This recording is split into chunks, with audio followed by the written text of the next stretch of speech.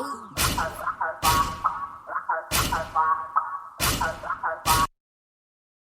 gotta be bold. This story gotta be told. On your fierceness, going and glow. This the Sonja Empower Show.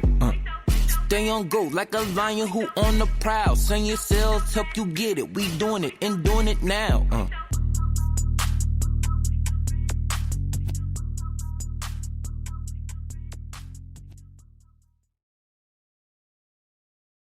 Hello, Empowered Disruptors. Welcome to the Sonja Empower Show. I am your host, Sonja Sales, Business Empowerment Growth Strategist. I am beyond excited to kick off this podcast, y'all. I can't wait to share my heart and my soul with you in every episode. Now, today we're starting off with a bang, a personal look into my world. You'll discover the driving force behind my passion for empowering you. Now, you may know me as a business empowerment growth strategist, but today I'm simply Sonja Sales, a Texas girl with a story that wasn't always easy. From a young age, I faced adversity, like many of you. Abuse, poverty, and bullying were constant companions. Low self-worth and doubt became familiar feelings, even depression. Yet I held on to the belief that life had a greater purpose for me. Like I couldn't go through life believing this is as good as it gets. I'm like, life can't be this is as good as it gets, filled with depression and drama and dark moments, only to experience many breaks of happiness and joy and then go right back into those dark moments. You know, the doubt, the unbelief, the self-worth, the low self-esteem, the questioning myself, the being in an identity crisis, all of those things. I kept saying it has to be more to life than this. So I just kept holding on to the belief that life had a greater purpose for me.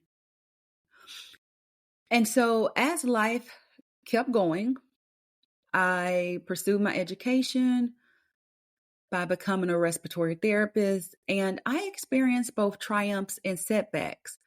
And I really thought that was interesting because here I am growing up in this small country town, having less than 7,000 people. And, it's like my high school, year, it's like junior year. And, people start asking you those questions. Well, have you thought about what you want to do with your future and what you want to do with your life? And so it was 4 main areas that I would hear just people in my local town talk about that you should do. Number 1, it was you need to go to the military. Number 2, it was you need to go to college. And for me in particular, people was telling me I need to go to college and I need to become a nurse because there was the job security in being a nurse. Third, it was, well, if you're not going to go to college, then you need to go and get a job at one of the local refineries because it's good money in that field. And lastly, it was like, okay, if you're not going to work at the refinery, you're not going to go to college, you're not going to go to the military, then you need to go work at one of the prisons in the neighboring city. And so those were the 4 areas that I would hear time and time again. And so, of course, I eventually went to college and finished college. And it took me forever to get that 2-year degree. And it should have been my sign that this was really not like my ultimate destination. But I got my degree as a respiratory therapist. And I experienced great moments. And then I experienced some setbacks as well. And I remember thinking, this is supposed to be my quote unquote career, working 12 to 16-hour shifts, graveyards as that. I had great colleagues, but then I was surrounded by people who were negative as well. And they were unhappy and they would have their private talks with me, girl, do something else. this just wears your body out. I'm sick of it. I'm like, why are you still doing it? And then they would tell me, well, it's a paycheck. And I just felt like in life, like I have this one life and I don't want to just do something just for a paycheck. Like I want to have passion behind it. Like I want to enjoy it. Yeah, I know there's going to be times where I just want to stay in bed or binge on my favorite streaming show. But overall, I really want to enjoy what I'm doing in life. And so, with that said, I knew that I wasn't going to be a respiratory therapist for the rest of my life, even though the work was very fulfilling. Fast forward, marriage and divorce further shaped my journey. It forced me to confront my fears and my insecurities. I got married. My first marriage was in 2014, and it was very toxic, to say the least. I will share more of that story later, but to sum it up, I was emotionally abused. And by the time I filed for divorce in 2018, I was in an identity crisis like I never had been in before. I didn't know who I was. I had allowed that individual to totally damage me mentally, emotionally, and I had to literally dig my way out of the trenches with the help of God and with the help of my support group to where I wouldn't become damaged goods forever. And it took a lot of healing, spiritual counseling, but I made it out of the trenches and I triumphed in that situation. And so here it is. I'm confronting my fears and my insecurities from this toxic marriage. And during the marriage, like in 2017, when we were separated, but I knew in my heart's of heart that it was over in just a matter of time, I was like, you know what? I haven't been living at all, in this marriage. And I have placed my deep rooted heart desires and dreams on the back burner out of fear. Because early on, I remember him telling me, you have 2 to 3 years to start that business and make money. And if it doesn't make money, I'm going to divorce you. So no pressure there, right? But in 2017, even though I was feeling so low, I really couldn't see the light at the end of the tunnel. I took a leap of faith because I always wanted to work from home doing admin work. And so in 2017, when I took that leap of faith, I started working from home as an executive assistant for high-powered entrepreneurs, including a $21 billion pharmaceutical company. This experience ignited my passion for helping others. I was like, oh my gosh, this has become real. And I remember the first time I was asking someone some advice and they were like, yeah, you can do it this particular way because you're self-employed.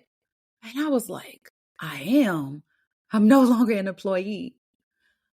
And even though it has had its highs and lows, and there was no overnight success, and I'm still on this entrepreneurial journey, I wouldn't trade it for anything. I've never been so empowered in my life and so passionate about moving forward in this next stage of my entrepreneurial journey.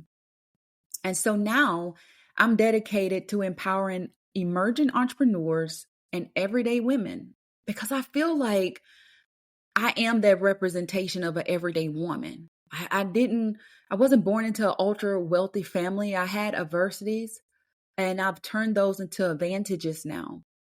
I've seen all those obstacles as opportunities to be that something different, to be that something more.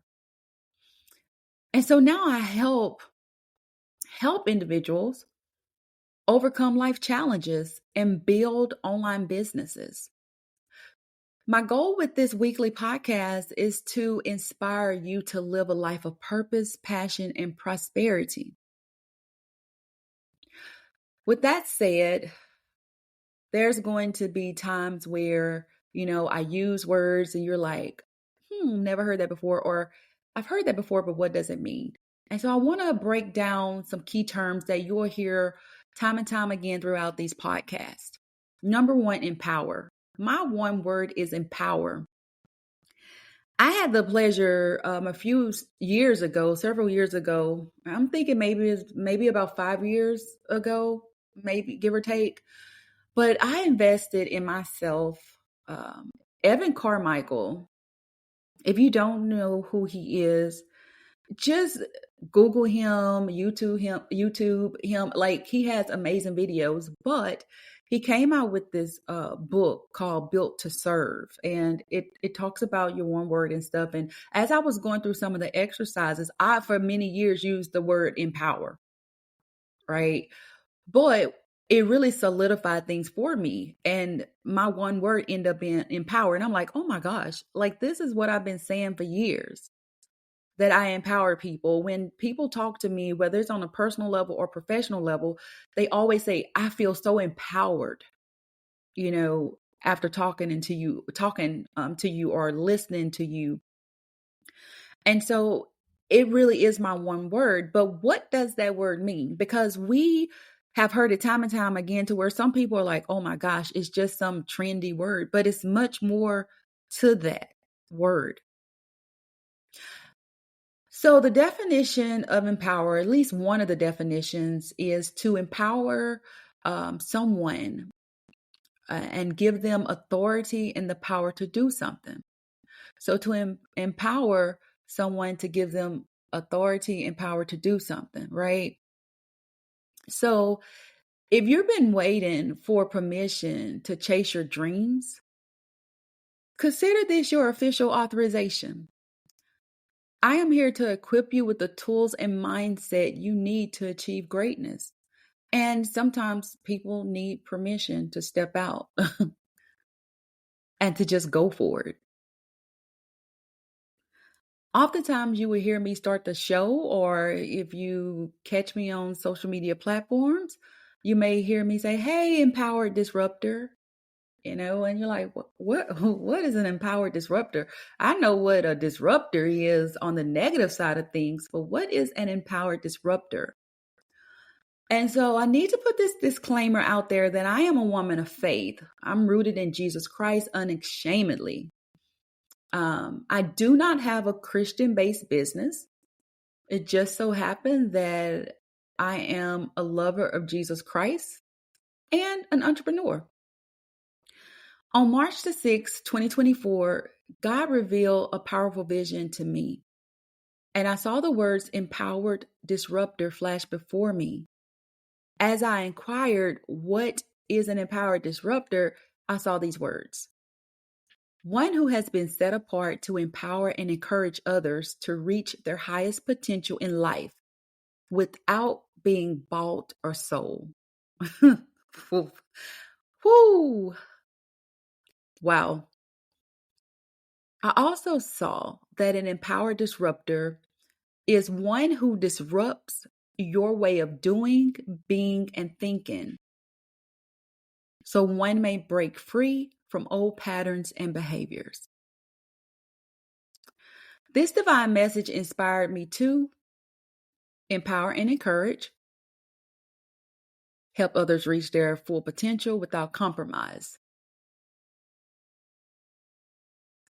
and disrupt the status quo, meaning challenge conventional thinking and break free from limiting patterns. Because what I discovered on my own journey and what I have discovered by talking to countless of women is that oftentimes it's not that their business ideal is not good. It's not that, they've started an online business, but they're not making consistent income, so something is wrong. No, oftentimes the reason why they are not experiencing the results that they desire is because there's some type of limiting belief, some type of limiting pattern, that they need to break free from. And so I know that these women are empowered disruptors. They just need to see that and believe it. Next, as I stated, I am a business empowerment growth strategist, but what exactly does that mean? In a nutshell, as a business empowerment growth strategist, I provide strategic guidance and practical tools to help you, build an empowered business, meaning I help you develop a solid strategic framework for your online business because you need a framework. You don't need to be all over the place and continuing down that road of just trying to wing it at every stage. You need a solid framework to begin with and to build upon so that framework and your business will not only become successful, but evolve into something greater.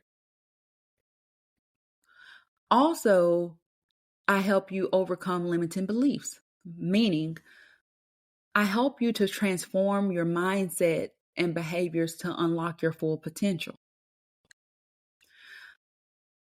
I am truly on a mission to empower others to turn their fear to fierceness. It is time to own your fierceness.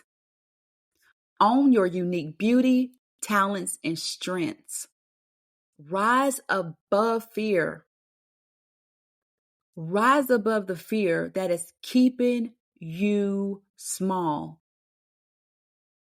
that is keeping you at ground zero, that is keeping a dream just a dream. Rise above fear and step into your destiny as an empowered disruptor. Now, if you like the sound of this, please subscribe to this podcast and check out the website, sonjasales.com. That's SONJASELLS.com. Also follow at Sonja Sales on Instagram to let me know how this has empowered you. Thanks so much, and I will see you on the next episode. Own your fierceness.